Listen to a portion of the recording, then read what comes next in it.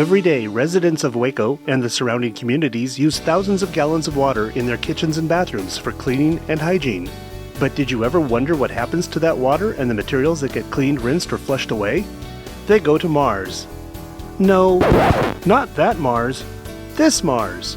The Waco Metropolitan Area Regional Sewerage System, or WMARSS, pronounced WMARSS. Unless you're on septic, it all flows here thanks to gravity and many lift stations along the way. Once wastewater arrives at the station, it begins a process of separation and cleaning that takes about 12 hours, during which time it is separated into solids, liquids, and gas.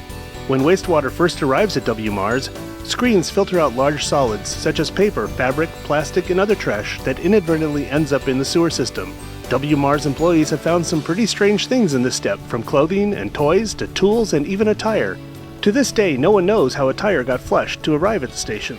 This is why it's important to watch what you flush, because clogs can slow the entire system and lead to costly repairs to the underground pipes and lift stations.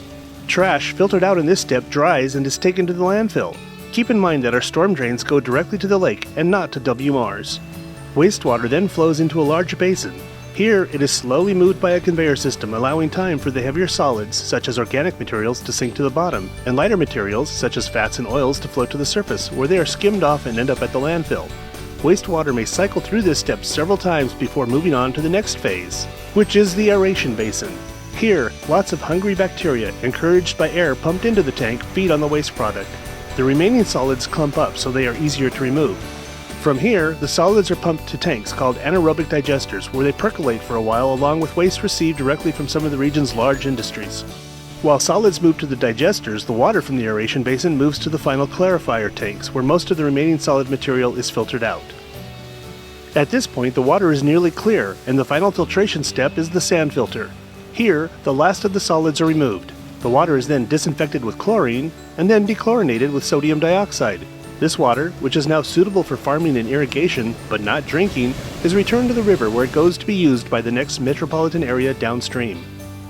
Remember those solids that were percolating in the anaerobic digesters? From there, the solids are pumped to the drying building, where they are dried and become pellets that are used by farmers for soil augmentation. The anaerobic digesters also produce methane. Methane is a greenhouse gas that is bad for the environment and can't go into the atmosphere. So some of it is burned off, and some of it is used to power and heat the dryers that make the pellets. In the future, it may even be used for other energy sources, such as electricity and more. It's all pretty amazing to think about next time you're showering, doing laundry and dishes, or answering nature's call.